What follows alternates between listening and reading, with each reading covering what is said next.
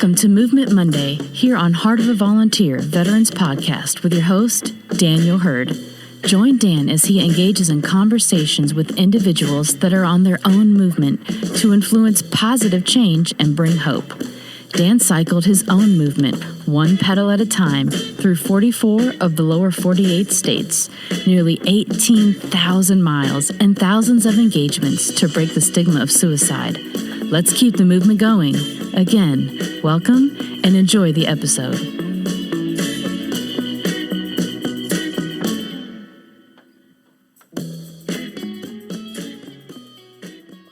Welcome to another episode on Movement Monday. Dan here. Today's guest has dedicated the last 20 plus years to participating in the sport of cycling, and now she thrives as a coach by teaching others the skills used in the sport. She was introduced to mountain biking, and that became a huge driving force for her future. She founded one of Ottawa's largest women's-only cycling clubs called CycleFit Chicks, and has since created signature online winter cycling programs that have attracted cyclists from all over the world. She started a podcast called Secrets from the Saddle in 2020, talking about all things cycling and the extraordinary people making things happen with bicycles. But cycling wasn't where this started or ends for this fitness enthusiast. She found physical activity in her day-to-day life helpful with her mental health. Please welcome Sylvie D'Aoust to the Movement Monday series. Listen as we discuss the hiccups involved and the changes that happen along the way. Sylvie shares some of her own story and shares her insight for others.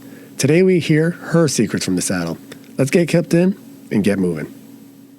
Sylvie, welcome to the show. Thank you, Dan. It's such a pleasure to be here. Thank you for having me on. Oh, I'm glad that we could have each other on each other's episodes. Recently, you just had me on your podcast called Secrets of the Saddle, and we'll talk about that more later, but I'm honored to have you on here, and especially to share your story. Well, thank you. And I'll have to tell you, Dan, I haven't shared this story with very many people. I've just started talking about it, and it feels good. And I just hope that maybe this is something that somebody needs to hear out there.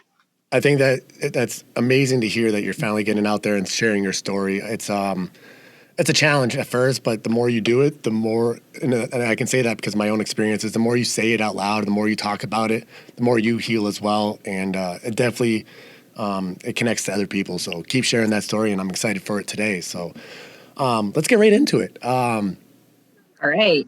For you have a love for sports. That's a big thing for you. What inspired your love for sports? My love for sports, it started, I guess, in high school. And at first it was just a way to stay, I guess, if we're going to go back, high school is just a way to get out of the house. But for the last 20 years, I've really embraced cycling, and I absolutely love helping women just embrace the same passion I have about the sport. And I also do lots of courses and clinics, which to me, giving back in that kind of service, it just makes me so happy to see people change their perspective on how they ride their bike to how they embrace their cycling experience. From being a beginner to learning some skills to having more confidence. I do this 4-hour clinic, and literally the changes between these ladies or anybody who attends is like night and day. Like, you see the fear on their face when they start, and then after 4, and I tell them, I'm going to push you and I'm going to make you feel uncomfortable. But at the end of the 4 hours, you're going to be a different person on your bike. And it's so true. Like, you just see the confidence rise in them. And that's just what propels me to do this every year. And with anybody that I encounter, like with regards to cycling or anything, it's just embracing. Yeah, and it's definitely embracing. I can definitely relate to that last comment, because cycling, when I first started it, I didn't think I was a cyclist. Even when I started my journey, the first year, I didn't think I was a cyclist. I was just a guy on a bike. But for me, it was getting that confidence, building that up, and for me, it was a slow process. But I'm sure if I did your 4-hour class, I would have had it right away. But I'm a male. I'm a male, and I'll say it. I'm a stubborn male. I like to figure it out on my own, and I feel like that's unfortunately how most males are. So we'll figure it out as we go, type thing, like we do. But for me, cycling became huge because of the traumas I dealt with. It also helped get me into talking about my story of suicide and mental health issues that I was dealing with throughout my life. And talking to you before we got this conversation going, I know that that's something that is involved with yours. So are you willing to share about what you were dealing with at the time, what thoughts you were dealing with at that time? I'm just gonna go back to what you were saying, like cycling and mental health. And I think there's always been that struggle from my teenage years. Cycling was not part of my teenage years beside the banana seat bike that us 3 girls used to ride together and, around the farm. But I think like the older I got, like in my 30s, when I was introduced back to a bike, it was something that I just absolutely fell in love with. And maybe you feel like this, Dan, when you get on your bike, you just feel so free. Yes. You can think about anything. You can go as fast as you want. You can feel the air and the sun in your face. And to me, it embraces freedom. And I guess getting away from, the things that are happening in the house or whatever. And it really helps my mental health. I won't lie. I pushed myself a lot through the decades to stay mentally healthy by making myself do uncomfortable things, and meaning like just getting out there and doing sports and starting things. So, yeah. Yeah, no, definitely. I agree with it. For me, I didn't get into cycling right away. It wasn't the same thing. I think we actually got into cycling around the same time age frame. I was like 27, and I 100% agree with the feeling of that freedom. It felt like all the trauma that I dealt with, all the lack of confidence that I had, all melted away off of me. The stresses of life melted away every time I got on the bicycle, and that's why I think I miss it so much right now. And I'm looking forward to getting on a bike as soon as I get doctor approval, and obviously getting my leg all bending and everything working properly. But I definitely can relate to that 100%. And so for me, the traumas that I dealt with were from my childhood and after a military as well. But a lot of the stuff I dealt with was from childhood. Did you feel like you had, let's get into like, you attempted suicide when you were a teenager. Do you feel like a lot of those had to do with outside factors? What was going on that got you to that point? So, and like I said, I've been thinking about this a lot, and I've just started talking about it. And I don't know if people take me seriously because they see me now. They didn't know me back then. And, they say like, how could that possibly be? But back when I was a teenager, you think back, that's the mid 80s. Okay. So that's like 35 years ago. And,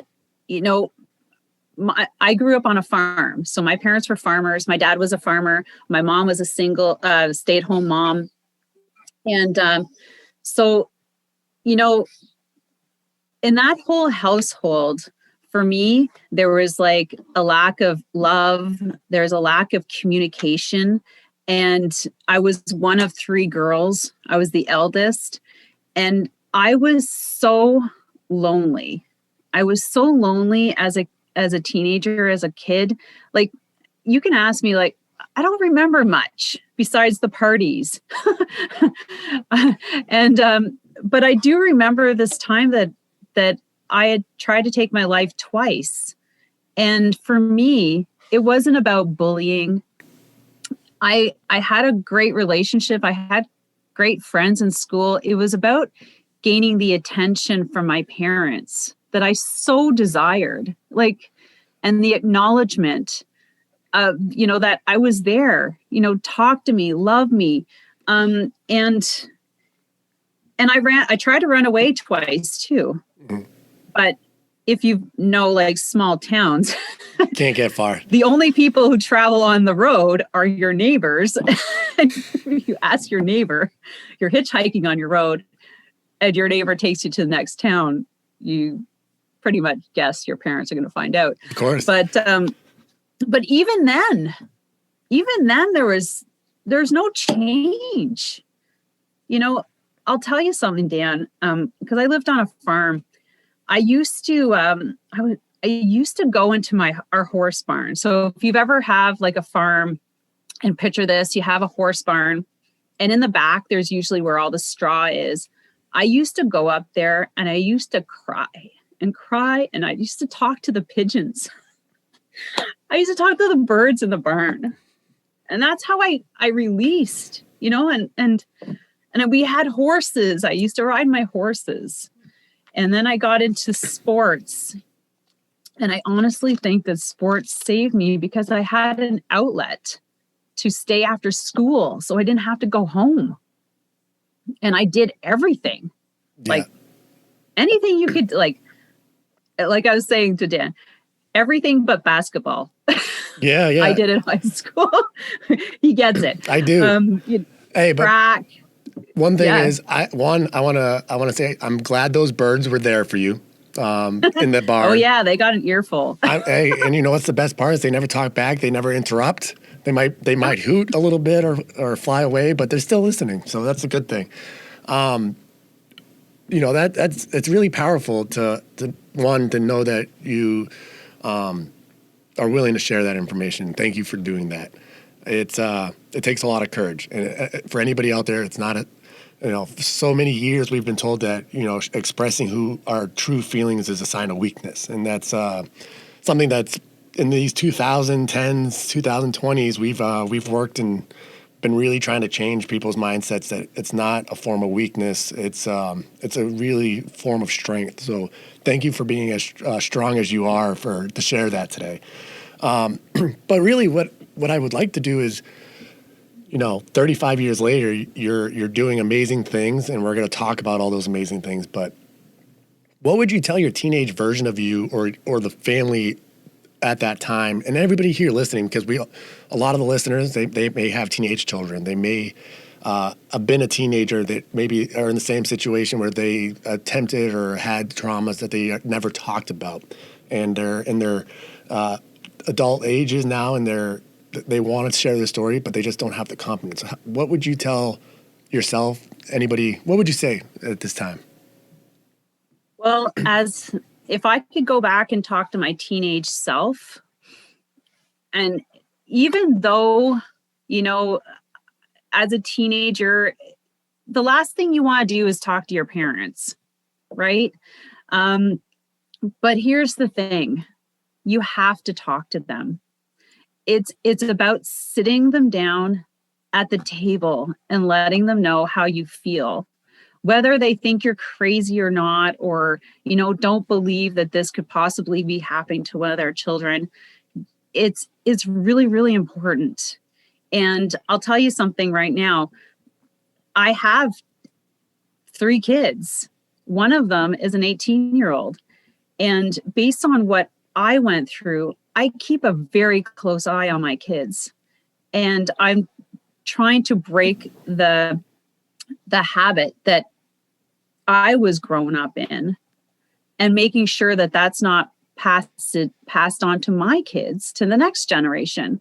So as a teenager, things are never that bad.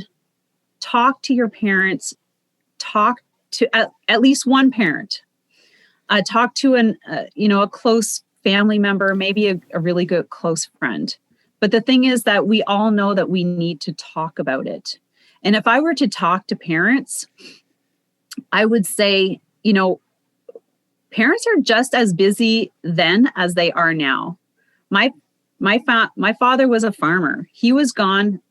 You know, his primary job was to make sure that we had a roof over our head, clothes on our back, and food on the table. And mom took care of everything else.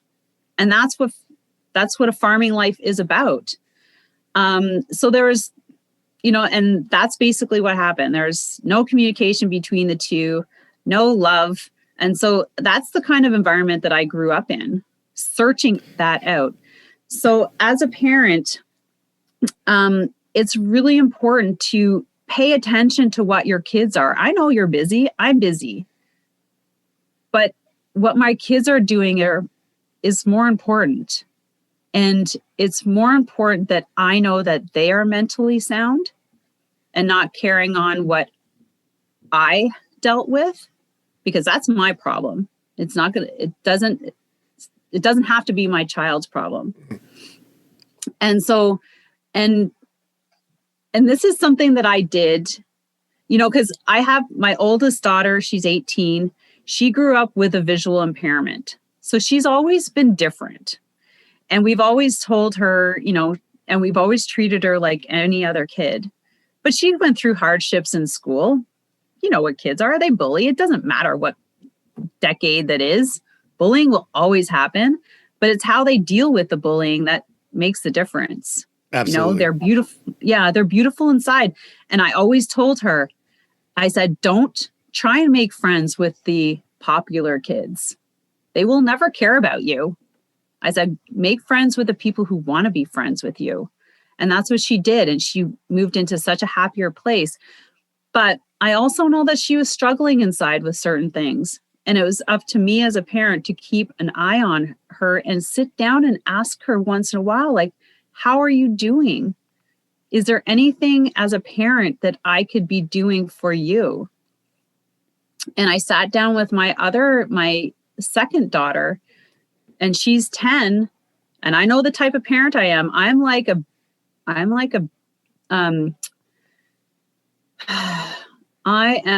my dad. I could work 24/7 and not care about anybody. And I know that. And I struggle with it every day. But so I sat down, I said to her, I said, this is the type of person I am. Daddy's different. He does a lot of things. Mommy works a lot trying to get her business going. I need you to reach out and ask me to do things with you. Can you do that for me? And it's important as a parent to be vulnerable like that. Absolutely. You know, because now she's like, Mommy, can you do this with me? And she keeps me on task. And that's why I asked her. You know, I'm like, if I say, yeah, no, you come back and you make sure that we are doing what you would like to do with me. And I need you to do that. And so that was a pretty powerful moment. It happened like about a week ago. We were driving together and I sat her. I said, how can I be a better mom to you? And I need you to understand what kind of person I am, so that she's not always wondering, like, Mommy's never around. Mommy's not doing anything. Mommy doesn't play with me. And I think it's important that our kids know that. Yes, I think so as well. Yeah. And you set aside time for your kids. Yeah, set aside time for your kids. You know, it sounds like express I think parents, even though they sometimes, especially the older generations, it was very difficult for like parents to show love to their kids because for whatever reasons, you know, there's a million reasons that they were trying to be tough to the kids, trying to make them harden, whatever it was. But it's important to have that, to show that love to your children. So go out there and show love to kids.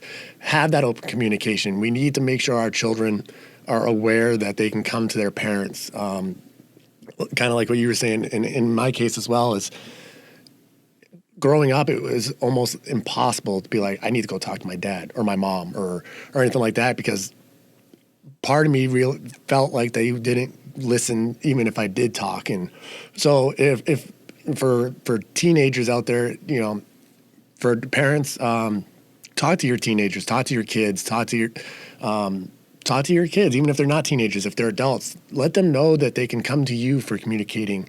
And if for whatever reason, like, hey, you tell your kid, hey, I know that we don't talk as much as we should. If you ever need to, feel free to come and talk to me. I want to hear about what's going on in your life. I see these things, whatever it is. But also assure to them that, hey, if you don't feel comfortable talking to me, I understand as much as I wish you would be. But go talk to a coach. Go talk to a counselor. Go talk to somebody in the school. Whatever it is, make sure you're encouraging them to talk. Even if it's not to you, having that intimacy of like relationship of family members. Sometimes you feel like if you say the wrong thing, it's hard to take that back. So I understand that as well. So make sure you're at least talking to somebody. And that's a huge, I think, importance, if you agree, is having that communication. Yeah. And that's why, even I am so blessed to have my husband, who is a big communicator. I feel sorry for him sometimes, actually. But he's amazing because he has the patience for me because I grew up in such a nonverbal kind of environment where we didn't talk about stuff and we didn't communicate things. It's very hard for me sometimes to be open about how I'm feeling. And, sometimes I have to write letters to him because I just can't voice it. Maybe I don't know, but I recognize it and I try very, very hard to change that. Absolutely. And I want my kids to always be that. And they are very verbal about what they like and what they don't like and what they want, what they don't want. And I'm glad for that. Because I know that, they will not be like me. And, we are here to mold our children. It's up to us to make sure that they are great humans. And with really good communication skills. Yeah, with really great communication skills. Yes. Yes. Exactly. Yeah. And I think that's, I think that's something that we all need to work on. It is having those communication skills. It doesn't matter what age group you're in, whether it's being more open to talking or being more open to listening. I think we all have ways that we can improve our communication skills. So definitely it's important to do that. And, it's important. So let's get on to the next topic. You talked about earlier, like after your attempts, you got into sports, high school sports. So it sounded like physical activity helped you stay focused on the now and not worry about the going home, finding the attention from your parents. Instead, you were making it for yourself type thing. But when did cycling actually become your focus? Great question. Like you're saying, high school was full of every kind of sport I could get into. I did. I was even a cheerleader. Nice. But when I got once I graduated from high school, I, like maybe most kids, they just left. They left home. And that's what I did. I left home as soon as I got my graduation papers. I left and I went to Montreal and I started a job there. It wasn't until after that, I was sitting in my apartment in Verdun. So if you know Verdun in Montreal, is kind of like maybe like the Bronx of New York, maybe not as bad, but it was a sketch area and that's where I could live. And I was sitting on the porch one day and I was smoking. So I started smoking. Actually, I smoked all through high school, which is surprising enough. I don't know how I did all the sports, but I was smoking. Partied, smoking, drugs, the whole bit, that I was into that because I was looking for attention, right? I was looking for acknowledgement. I was looking for anything. But at this time I was sitting, I had a nice job. I was sitting on my porch and I was sitting there smoking my cigarette and I looked over I was sitting on the second floor. I looked over at my neighbor on the other side, sitting in his wife beater on his front porch, smoking. And I'm like, I need to make a change right now because I think I saw my future and I need to make a quantum shift. And I quit smoking right then and there, quit smoking. I started running and I started swimming. I don't know why. I don't like swimming. But I swam. I started swimming. I just look for a pool. I look for anything to keep me busy and get me active. Mm-hmm. I didn't have my bike at that time. And then it wasn't until I moved to Ottawa for a job. Oh, right after I made all that decision, I decided to go back to school. Good. So I enrolled in school. It got me out of Montreal, out of Montreal. And I went back to school at 23. I graduated 23.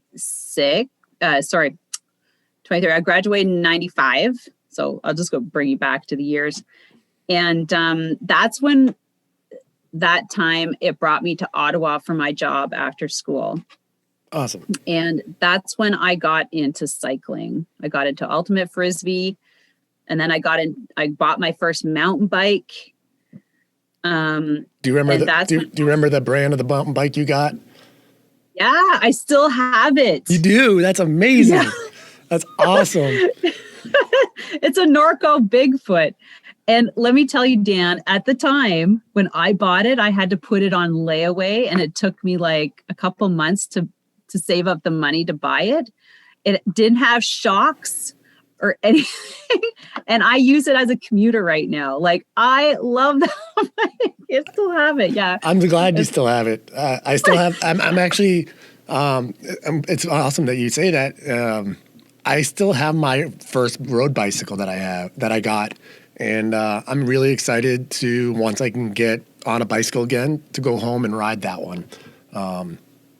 Kind of get ready for reconditioning to finish my journey. So I get it. Oh, yeah, you're going to do it. I'm definitely going to do it. It's just a matter right now. I'm still at that one step at a time, but my goal is to get back to that one pedal at a time. And I'm making progress every day. So that's definitely where I'm hoping to get.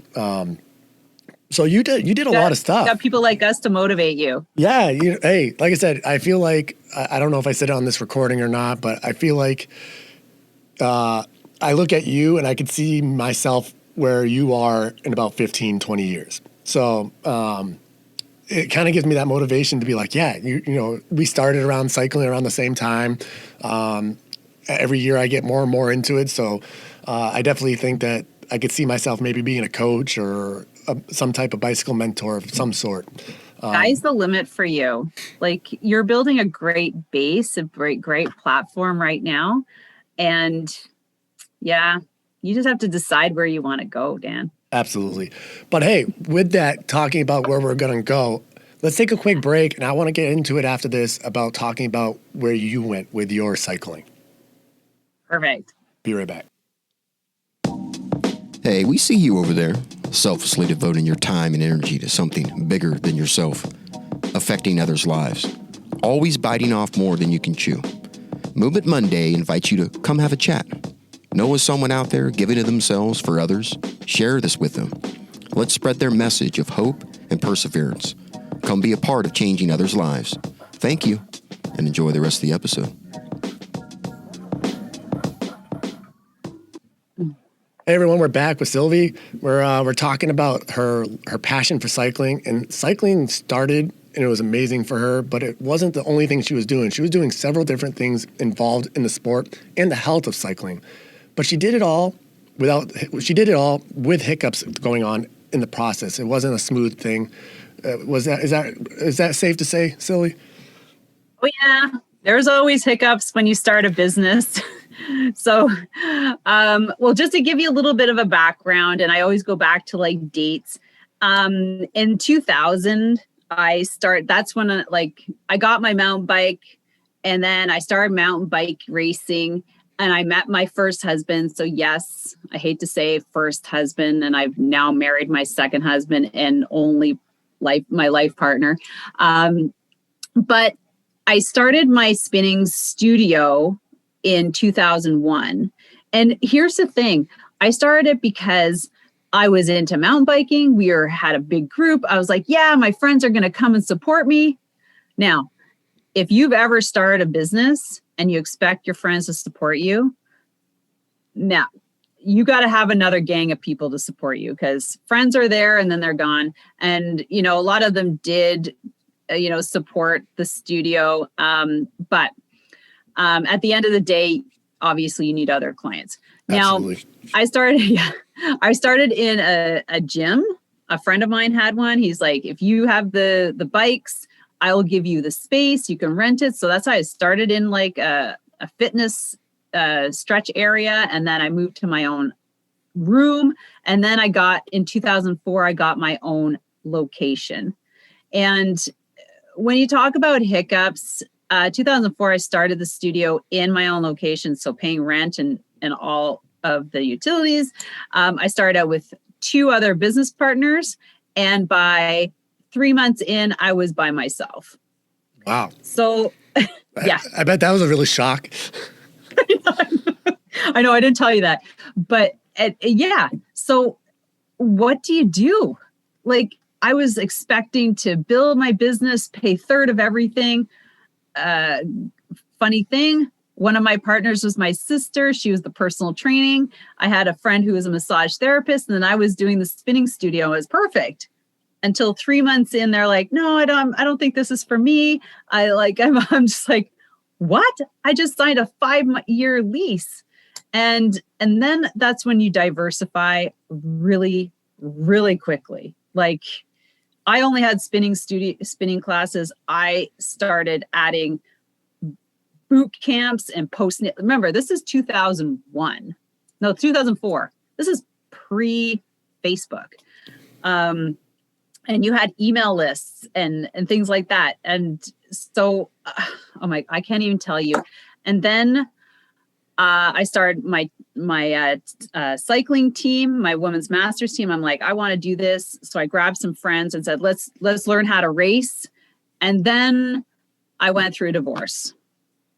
So you can imagine, I was lucky enough to have a really good therapist who told me, so she's basically, Sylvie, you need to pick between your business and your racing. You cannot do both and mentally handle this divorce and take care of your child. I had a daughter. We had a daughter. And that's when I had to let go of the race team. It was so hard on me. And that was probably the one time that my health really took a dip. And I was lucky to have friends who said, Sylvie, you look really bad. You look really skinny. Because, when you go through a traumatic time like that, you either don't eat or you eat too much. Oh, I get it. And I stopped. I'm the opposite. Yeah. I eat too much. Sorry. Yeah. So I started getting really skinny, and my girlfriends, some of my friends who are in the studio with me, they're like, Sylvie, you're getting kind of, too skinny. And that's when I really took a look. And thankfully I had friends like that. And I changed, like I made a switch right away. Like, I'm pretty committed to my own health. I guess I just didn't see it because I was going through so much. Like, there was a month there where I don't even remember. It was just so awful. Taking care, becoming a single mom. We just bought a house. He's off with one of the spin instructors, one of the clients. You know what I mean? It's just like one of those things, and you've got to hold it together because you're teaching classes to new moms. Yeah. You have to. I can't imagine how stressful that could have been to deal with, but it sounds like you did pretty well. It sounds like obviously you're still doing it. And I'm sure giving up that race team was a challenge, especially as you were a start for it. But was that race team able to continue on without you, or did that dissolve out? Yeah, no, they kept on. They kept on. We had a coach at the time, so they just continued racing with the coach. I had to step back. But the thing that really stung the most was that they came back, and I told them exactly why I couldn't continue, even though I just started it. We trained together all winter, and they kind of threw it in my face where they said, you weren't there to support us. And that, I think, was one of the things that just drove a knife through my heart. These were friends of mine. One of them was my sister, and they knew what I was going through. And that's the kind of, response that I got. So basically the next year they left and I rebuilt with new girls. And, I rebuilt that team a couple times. I ended up racing for 8 years. At the end, we had a really good core of women. And needless to say, I did make it through my divorce, and without being too crazy, because let's face it, when you go through divorce, you turn into a psycho woman. And I think it turns.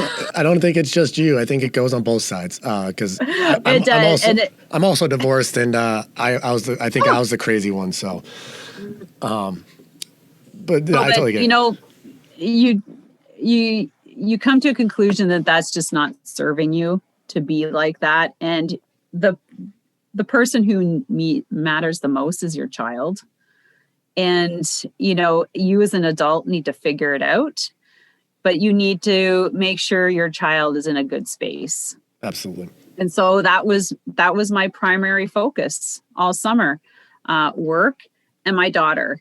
I think we did a good job. Thankfully, my ex isn't, a bad person. We didn't fight over things. It was pretty easy to split things. But it worked out. And then I had the studio.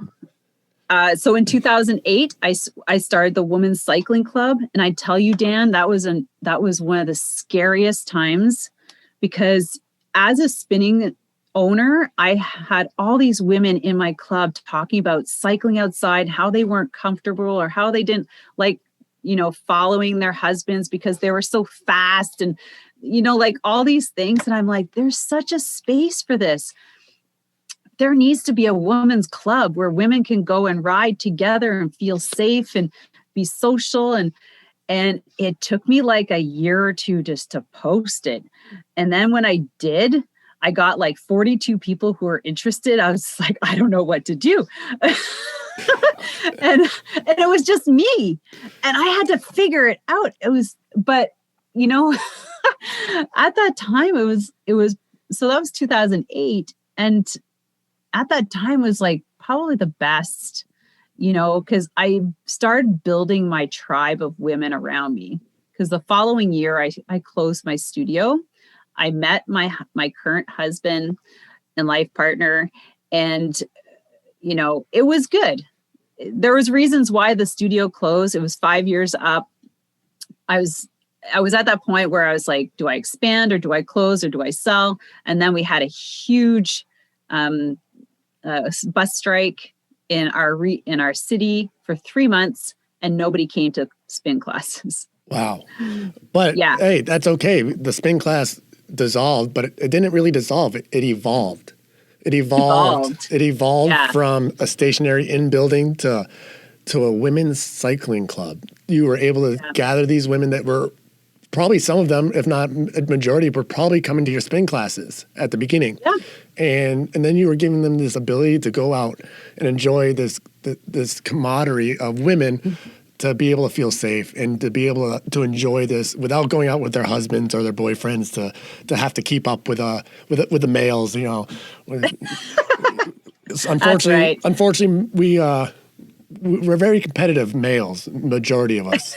And even if it's with our significant other, or it doesn't matter, even if a kid, a lot of times we get competitive and we don't even think about it. So I'm sure it was amazing to evolve from, starting out with your spin class and going through those hiccups of your partners leaving and then later on your first husband leaving, so another partner.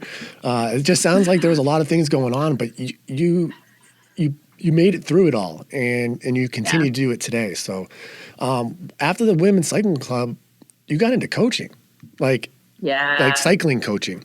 Let's talk about that.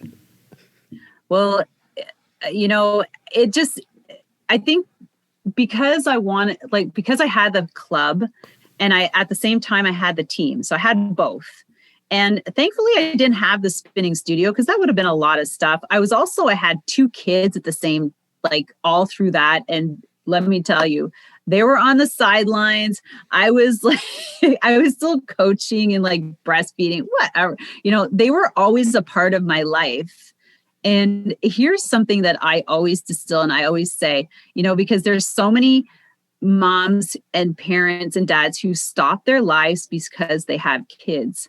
And I always said, I brought this child into my life. I'm bringing this child into my life. So I am going to embrace my life around my child.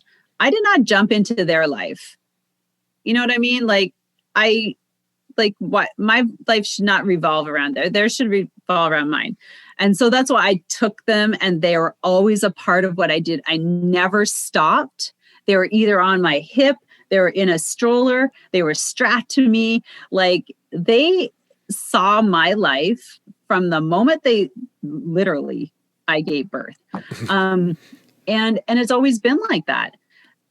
Now going into coaching, I'm always a belief that you should be certified. Get yourself certified if you're going to be a coach. So you're official. And that's where I started the process. It took me about 4 years to get to the level that I am now. So a level 3 national performance coach. And so there's all these courses until you get specialized. And that was pretty important to me.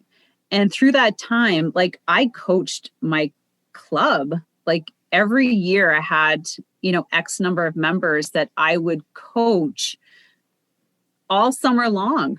And so I include those people. They might not have been immediate clients, but they are people that I impacted through my skills that I learned while racing, while learning from other coaches. And I just brought it all forward. And plus the spinning studio and all that information that I took from other great cyclists, I just pass on. And so to date, I've literally impacted over 900 women through my club. That's amazing. When I think about it, I'm like, oh my God, it is friggin' amazing. And I see some of them where they are now, not sometimes they stay in the club and then they advance and they start doing other stuff. So now I've taken my coaching to another level, not just in the club, but online. And through this whole time, I've always kept one program throughout the winter for the last 15 years. It started in the studio. When I closed my doors, I transferred it to I rented locations all over the place, in the city, in garages, wherever I could put my program. And I just call it the 16-week road cycling program. And I think that's great. So that course, straightforward. That course you started after closing the club, the cycling. No, it class. was in the club. Okay, so you were already doing it a little bit, but how did for instance, the pandemic, 2020 and beyond, we're in 2021 now. How has that, were you already prepared for it, or did you have to make adjustments for that? You know what? The transition was, because I did this particular program started in my studio, and it's the only program I kept once my studio closed, because it was a winter program, and that's where I could generate some income, and I just needed to rent space and market it. And so it was only just ever local. Now, when the pandemic started, it started kind of, it started March here where I am. Yep. So the studio that we were in, They actually closed their doors 1 week before we were able to finish, which was okay. Like, we're just missing 1 week. It is what it is. Everybody closed.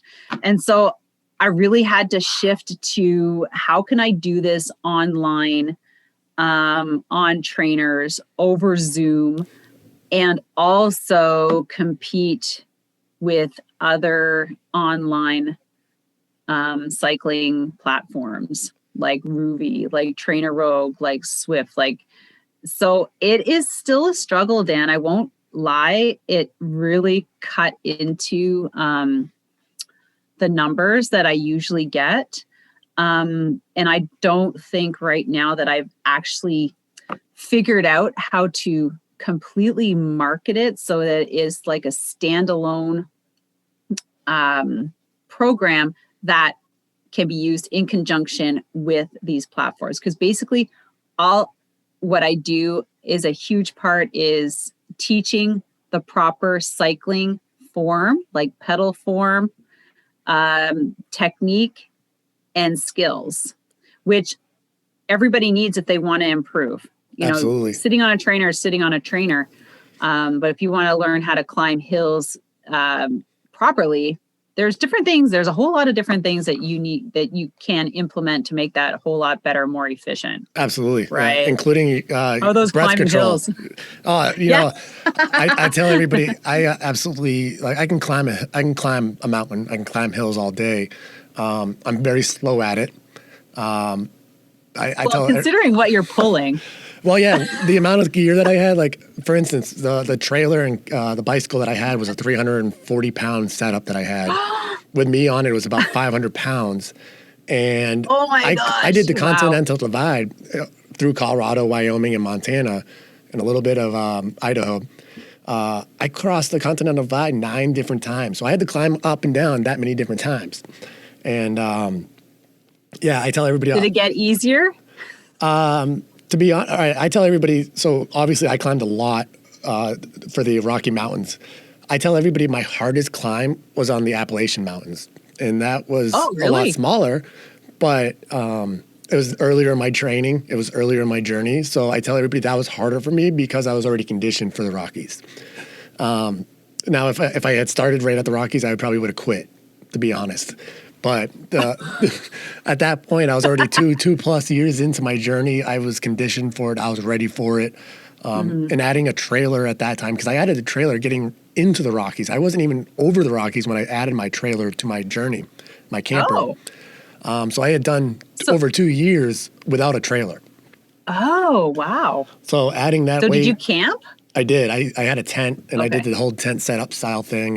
And it was great, and to be honest, I might end up going back to the tent setup instead of doing a camper again.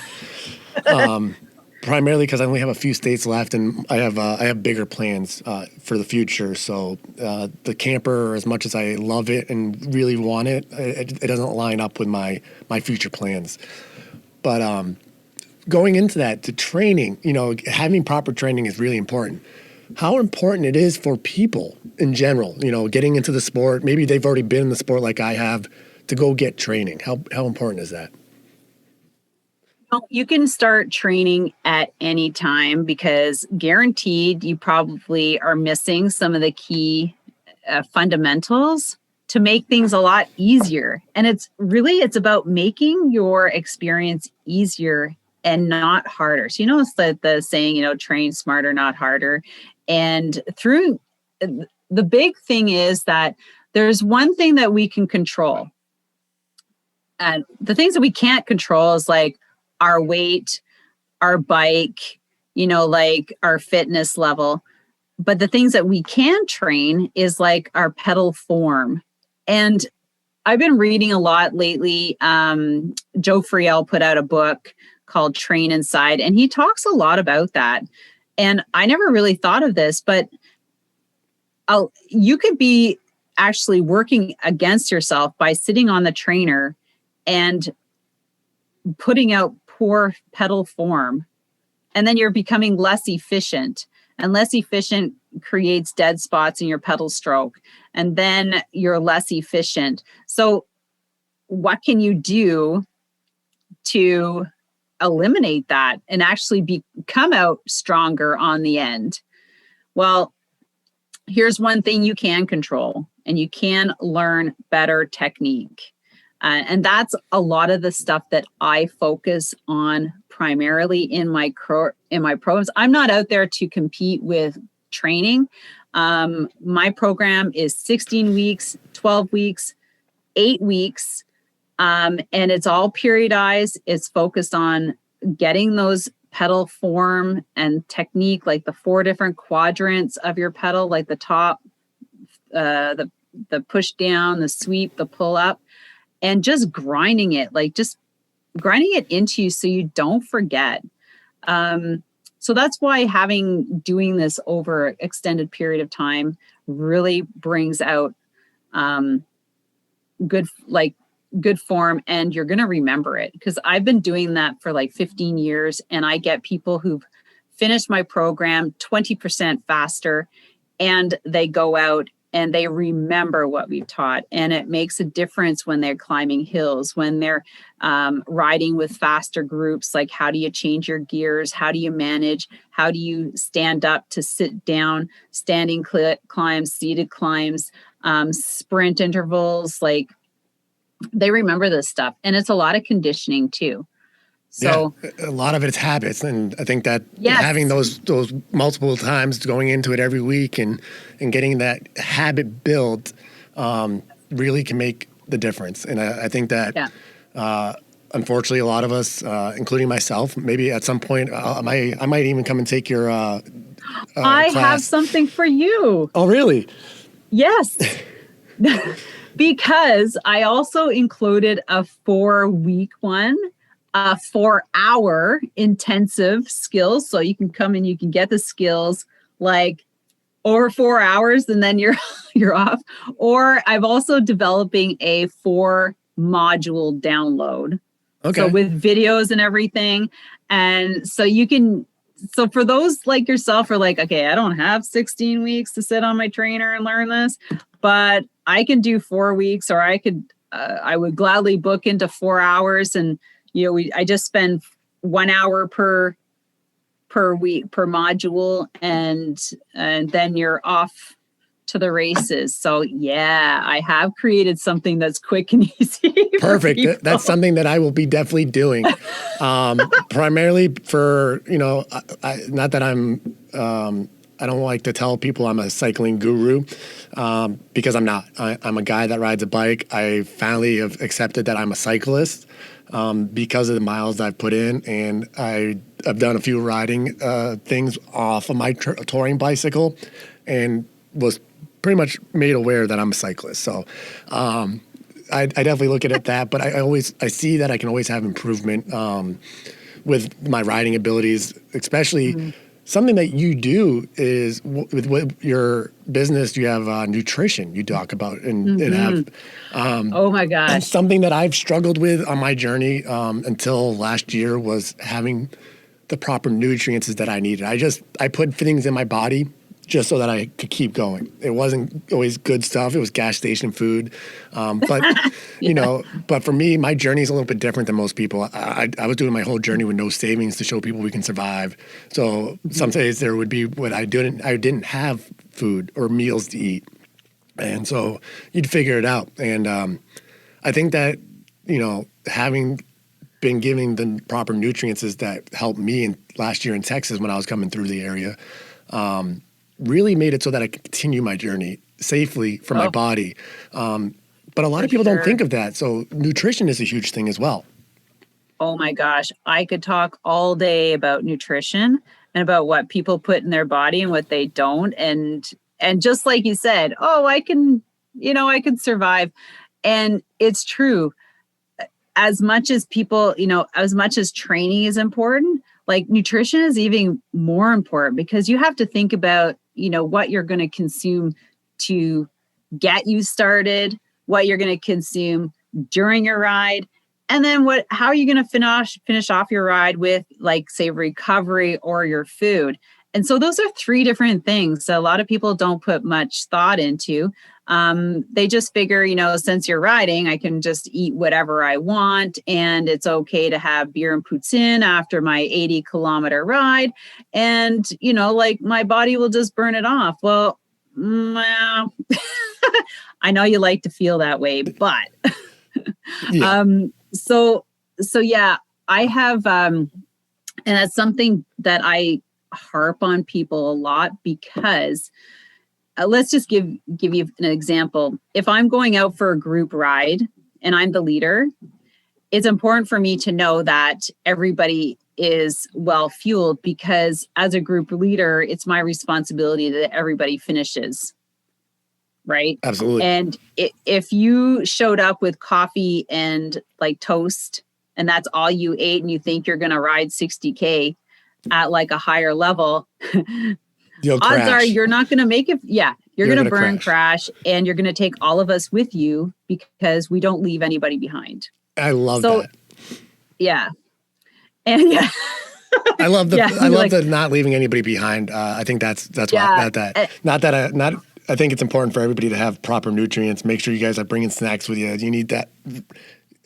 What is it, like every hour you should be having a snack if you're going for a long ride. So definitely, if you're out there doing physical activity, get out there and have the proper nutrients and stuff like that. So in that, I've aligned myself with, I've looked because I've been doing this for 20 years. So I've tried a lot of stuff. And I finally picked a company that they have all the products that I need. And it's something that I've been using for 8 years. And it's just like everything from like hydration to bars to recovery protein. And, in other circumstances, I would be shopping in probably 3 different places for these 3 different things. And now I can just get them in one place, and it comes to my house. And well, everybody's shopping online anyways, but back to the not leaving anybody behind.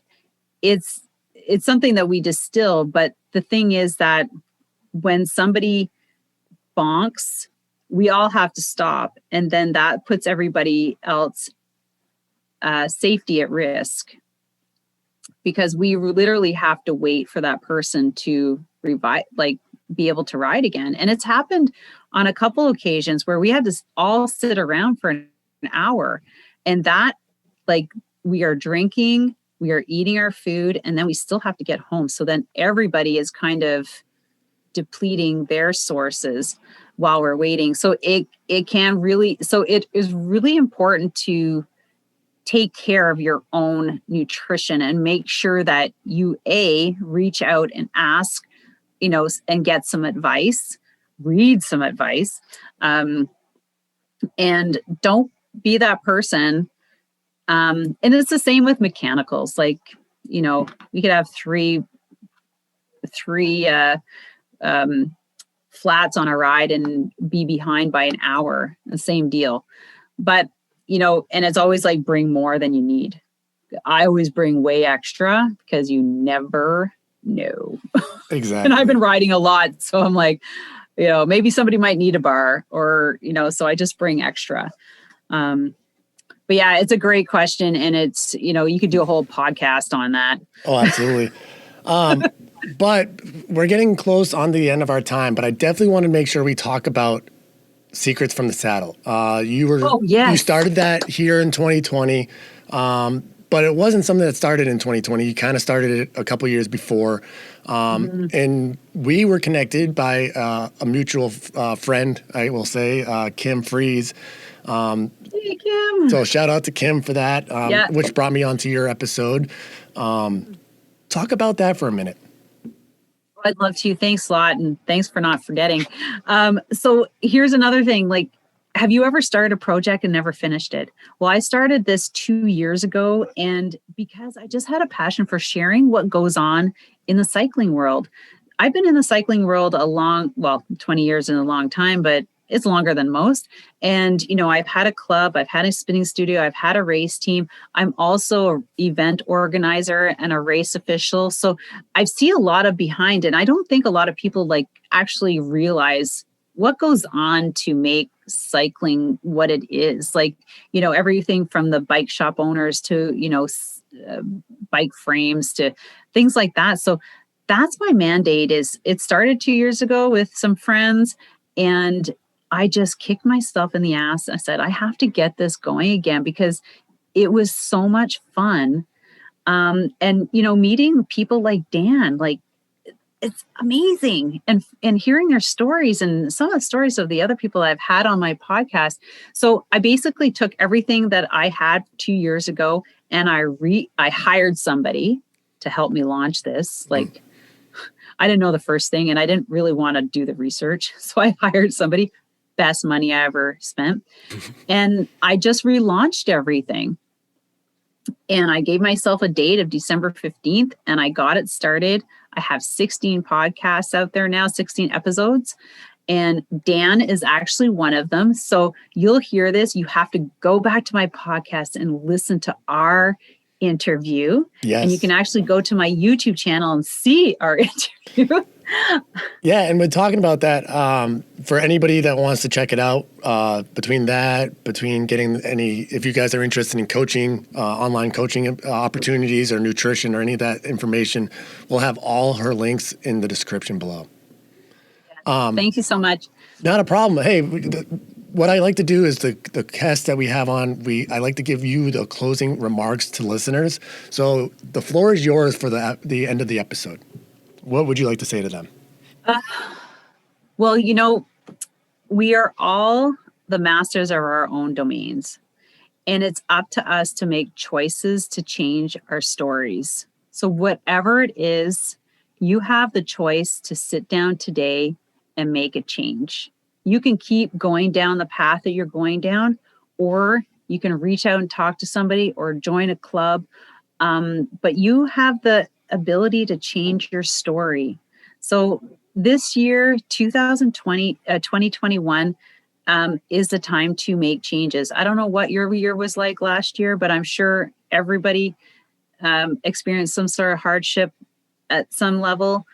And this is a year to take that experience and change it around, change the story. So that's what I have,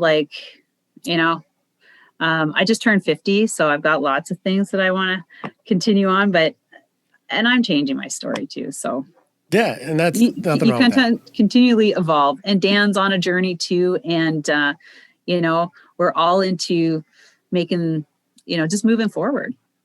That's it. Well, hey, Sylvie, I appreciate you coming on the show, and I look forward to continue our conversations off the air and going from there. Thank you so much. And don't worry, I'll be having Dan back on mine once he starts cycling, and maybe he'll be on the side of the road and we'll definitely do something. Chat. Absolutely. Hey, well, I love it. Thank you so much. I really, really appreciate being here with you. Absolutely. What did you think of this episode? Be sure to leave a comment for all the episodes you listen to. It helps others know what to expect, and we enjoy the feedback as well. Personally, it was amazing having Sylvie on the Movement Monday series.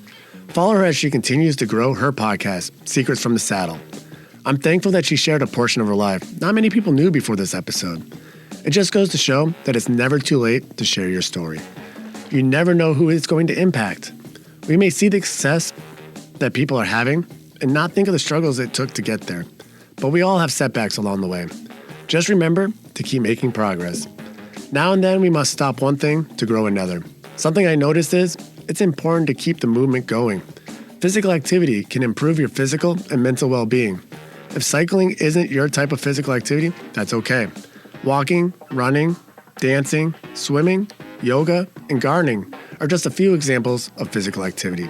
Tell me, what is your favorite physical activity to do? I'd love to hear your responses. Stay tuned for another amazing interview next week on Movement Monday here on Heart of Volunteer Veterans Podcast. Have a marvelous day, everyone.